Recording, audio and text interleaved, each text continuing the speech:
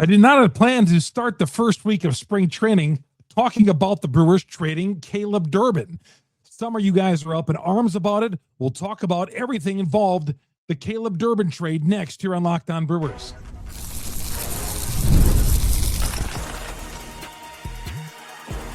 You are Locked On Brewers, your daily Milwaukee Brewers podcast. Part of the Locked On Podcast Network, your team every day. Hey, everybody. Welcome to Locked On Brewers, part of the Locked On Podcast Network. We are your team every day. I'm Chuck Freimund, longtime sportscaster here in the state of Wisconsin, proud host of Locked On Brewers, part of the Locked On Podcast Network, the number one sports podcasting network in the world. Locked On Brewers, the number one the Brewers podcast on the internet. All right, coming up on the show, Brewers trade Caleb Durbin this morning in a 6-player trade. We'll get to that, which leaves the question, who will play third base for the Milwaukee Brewers? We'll put out some of the options out there. And how about the return the Brewers got? They got 3 players in return. We'll talk about all 3 of those guys coming up here on the show. Last night, Super Bowl. People are talking about the Super Bowl. Bad performance. Bad viewing, actually, last night. And that was a talk around the water cooler today. And then, bright and early for some, the news breaks about Caleb Durbin. And I'm like, what? And the news that was first dropped that I got, it said the Red Sox from MLB, the Red Sox obtain Durbin. Not that the Brewers traded Durbin, the Red Sox get Durbin. Of course, we're not in the American League East. We're not an East Coast team. We're a flyover state. And as I told you, that's how Milwaukee gets treated, at least on the national level. But I was stunned because, number one, there's probably a handful of guys on this Milwaukee Brewer team. There's probably more, but a core group of guys who are really Pat Murphy guys who aren't afraid to get their hands dirty, stick their nose into the dirt, right? Blake Perkins, Sal Frelick, Bryce Terang, this guy right here, Caleb Durbin, probably others, but those are the kind of guys who Murphy really, really loves. He's a college coach. He's going to like those type of guys, those blue-collar type guys. And Durbin was one of them. Durbin just made a state tour for the Brewers. Visited a couple of spots, was up in Fond du Lac. And Murphy just called him during his appearance in Fond du Lac like last week. I'm telling you, if you were to tell me in the offseason, what will the Brewers not do? And I would say they would not be trading Caleb Durbin or Frelick or Terang or any of those guys. You just never know. Because when the Brewers make a trade in the offseason, what are they doing? They're dumping guys who have expiring contracts. They don't make moves like this. We'll talk further about this move coming up here in a little bit. But it was surprising. It was stunning. I thought Durbin would have a potential position change in the offseason. Thought maybe he'd move to second base, which I've been telling you guys here in the podcast.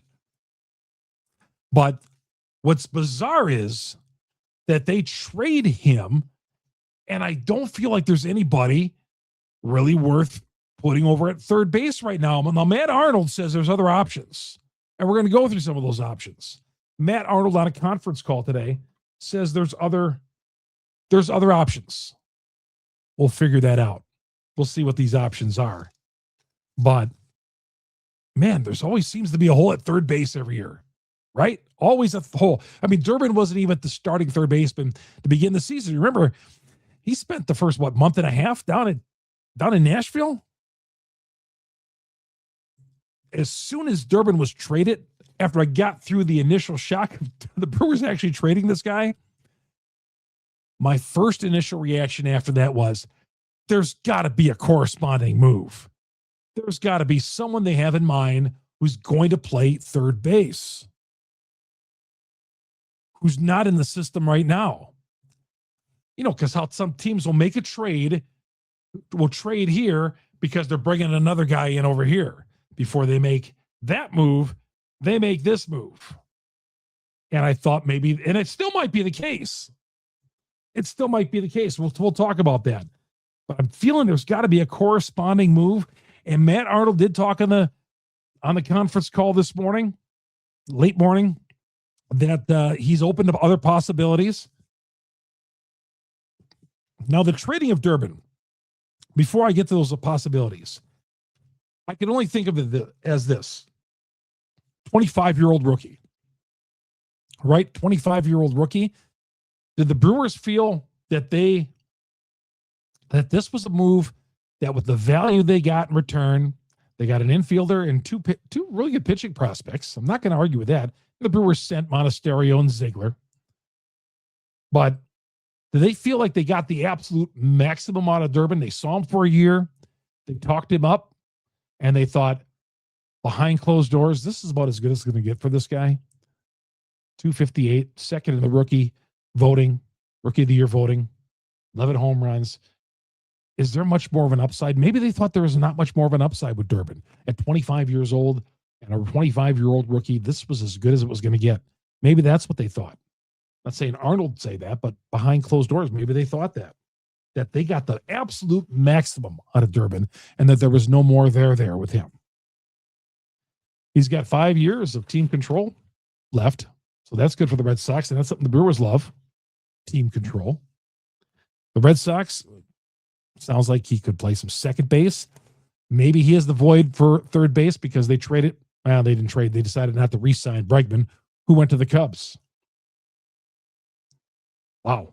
So in this offseason, the Brewers traded Peralta, their top pitcher, and they traded two of their Rookie of the Year candidates. The Brewers had two guys, as you know, finish in the top four of the Rookie of the Year voting.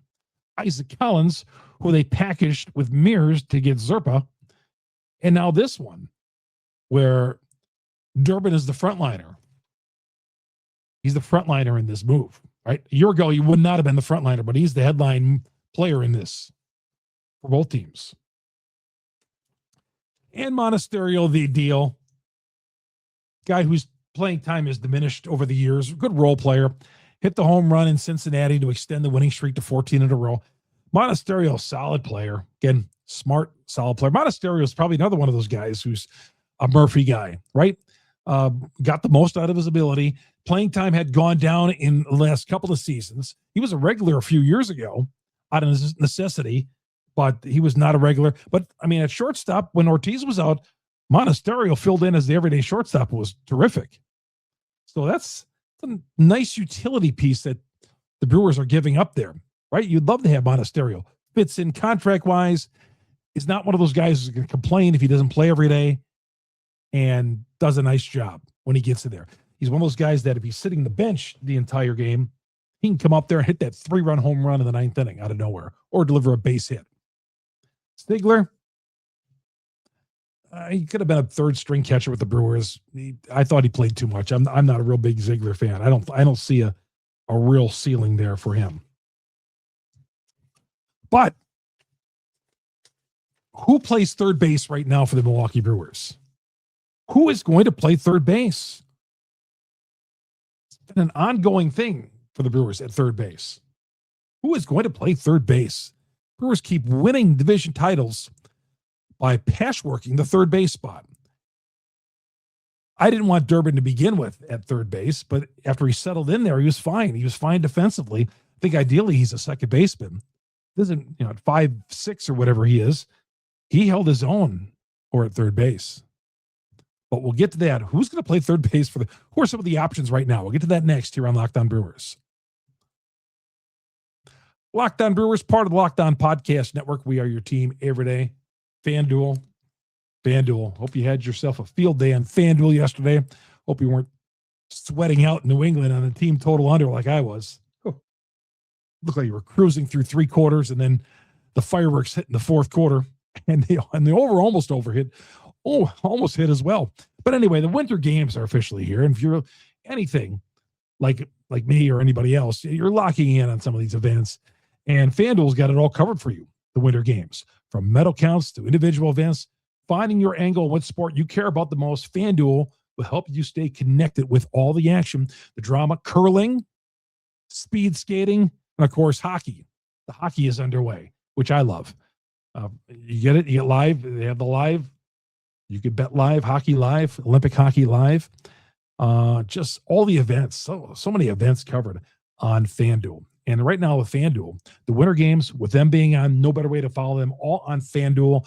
Play your game with FanDuel. All the action. I mean, some of these online platforms don't have all the action. They're really, really different in that area. FanDuel, you never have to worry. It's a brand name. They partner with so many different other people, other leagues and all that.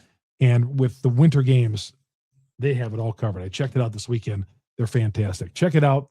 FanDuel, FanDuel.com. Chuck Freimund here on Locked On Brewers. And by the way, the podcast, you get it on Google, Spotify, Apple, wherever you download your audio podcast. We're the #1 Brewers podcast on the internet because you great Brewer fans out there. Also get us on our growing YouTube page. Search Locked On Brewers on YouTube. Hit the subscribe button, hit the bell. That alert you every time we drop an episode here on Locked On Brewers. I will tell you a little bit later on here about our Everydayer Club as well. All right, who are those options at third base? At first, with Terang, after the shock value is gone, you think, all right, now what are they going to do at third base? I thought about Sal Frelick. Arnold said this morning on the idea of moving Frelick. Remember, they toyed with it a couple of years ago of moving him from outfield to third. Do you move a Gold Glove right fielder? That's the thing. He said, certainly, Arnold said, there's going to be conversations about Frelick, but he's so valuable at third base. Do you take a guy who's the gold standard, literally, in right field and move him to a different spot? Doesn't really correct your issue with power over at third base, which I always want to be power at first and third and in the corner spots, but he's not a power bat out there in right field. But he's a guy we all agree should be long-term with the Milwaukee Brewers. But who knows at this point? They traded Durbin, they traded anybody. 2 years ago, they experimented it with him, and he held his own in spring training at third base. Never played a regular season over at third base, as I recall.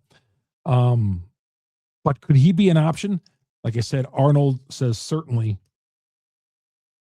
that's a possibility. Arnold said when he was asked about the third base spot today, which seems to be wide open, says there's a lot of guys in our system who can play third baseman, and he said we're not really married to anyone at this point, any particular way they're going to go. So in other words, they feel there's a lot of guys, the Brewers feel there's a lot of guys who can play third baseman in the system, right? And that's what they're going to try to figure out here a couple of days before spring training. They got some time.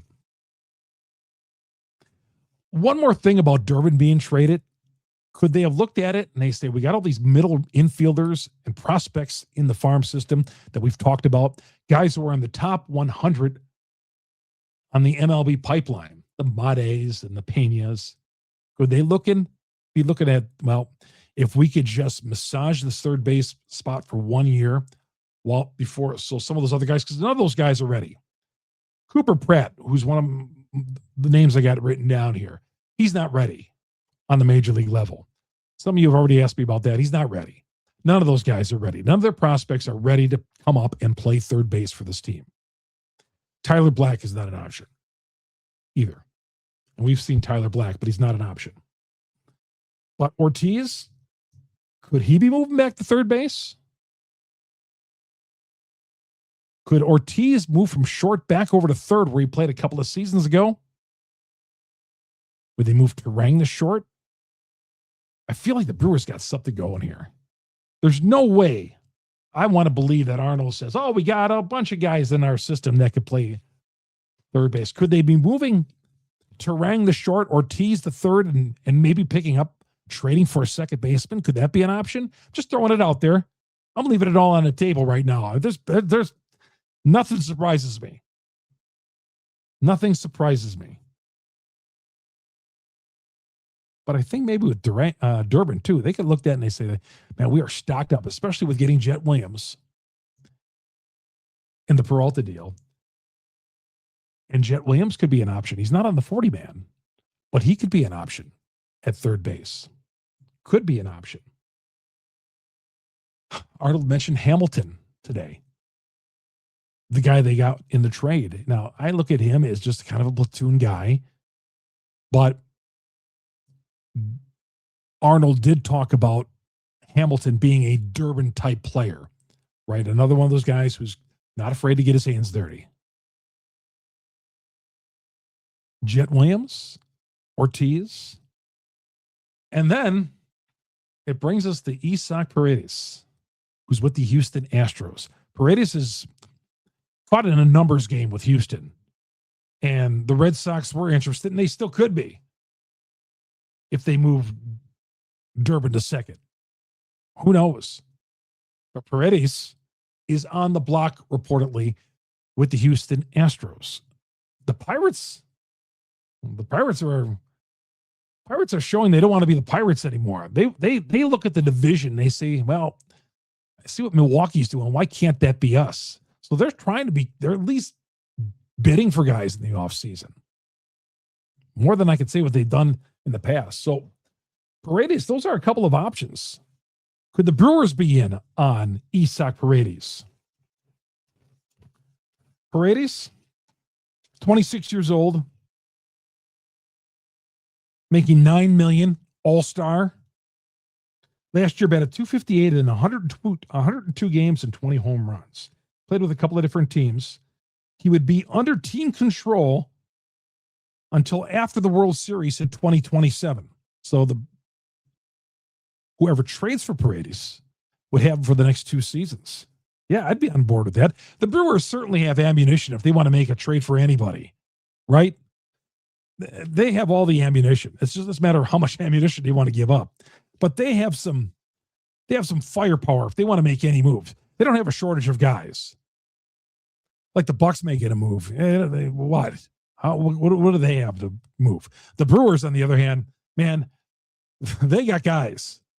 They have guys in their farm system. They have pitching. They have everything. So Isaac Paredes, could the Brewers be in the mix for him? We could be doing a podcast this week about the Brewers filling that void with Paredes. And Arnold says he wouldn't close the door to anything. But right now, I think the options are Frelick, Paredes, obviously, if they make it, if they're in on him. Jett Williams, possibly. Would they move Ortiz back to third? Cooper Pratt, I don't think is a possibility. And Hamilton, who they got in this move, could be in the mix. But the Brewers make a strength even stronger, and that is loading up on pitching. Absolutely loading up on pitching. We'll get to that coming up next. And the 3 guys, we'll talk about the 3 guys the Brewers got back in this deal next here on Locked On Brewers. Locked On Brewers, part of the Locked On Podcast Network. We are your team every day. Appreciate you for having us aboard here. And Locked On Brewers, we have the Everydayer Club, and we want you to be all in on the Everydayer Club. And what does that mean? Well, on the Everydayer Club, you get this commercial free on all the audio platforms, Locked On Brewers. We're going to have a Discord where, like on a day like today, we're going to talk to people, talk to you fans, only for Locked On Brewers members. Be a part of the Everydayer Club. And, of course, there's other amenities as well. I'll have the link listed in the notes section below here on YouTube and on all the audio platforms. Wherever you download the podcast, there'll be a link, and I'll tell you more about the Everydayer Club from Locked On Brewers. Indeed, man, if you're a business owner out there, hiring is just tough, right? You want to make sure you got the right guy for the right job. It's about finding the right person with the right background and who can actually help your business move forward, not just like a warm body. You want candidates who are going to match what you're looking for with Indeed sponsored jobs. Indeed sponsored jobs is the move to make, because instead of hoping the right person stumbles through your door and they find you or you find them, Indeed helps you match with quality candidates by boosting your job, the listing to the people who fit your specific criteria, skills, certifications, locations. If I was hiring, I'd want to do this. I want to know the right guy for the right job, right? I don't want to just hire some guy off the street who who has a couple of those qualifications. I want to get a guy who's going to fit into my system, right? Maybe this is what Matt Arnold used today. Maybe he used Indeed sponsored jobs. Indeed sponsored jobs.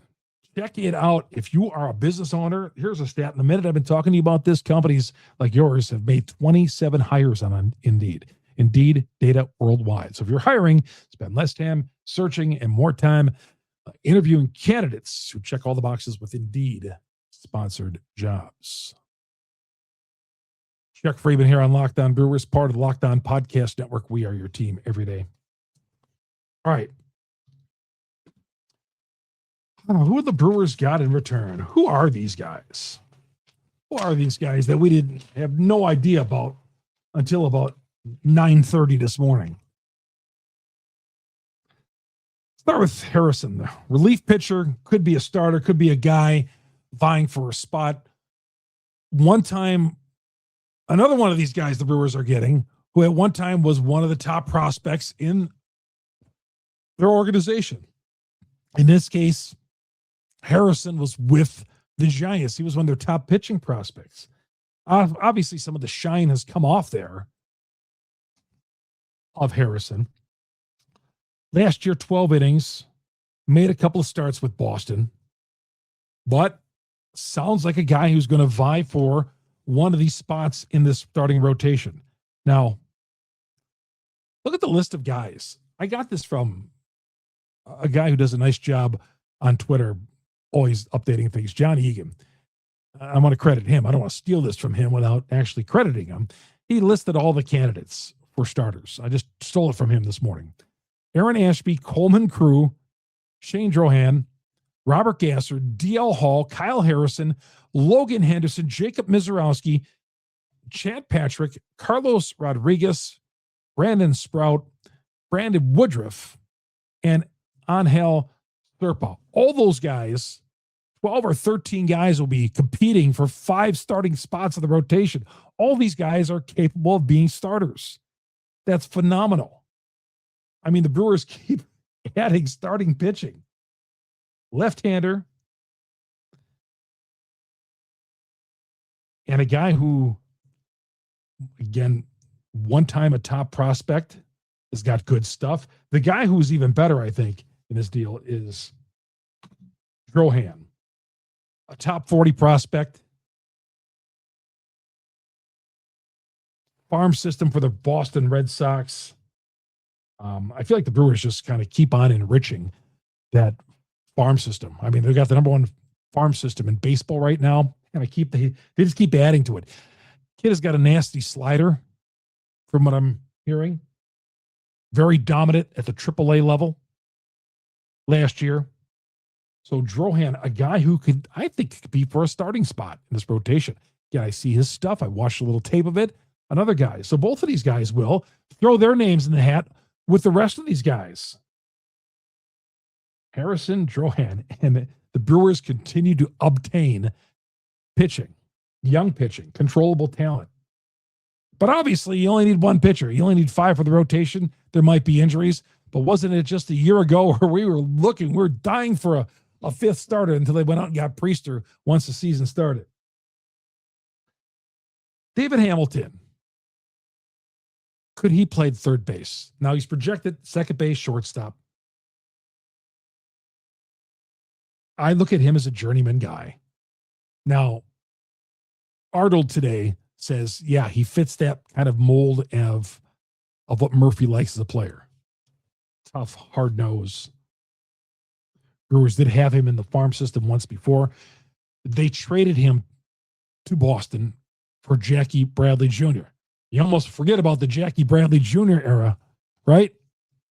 But Jackie Bradley was here. Wasn't a very good or memorable era.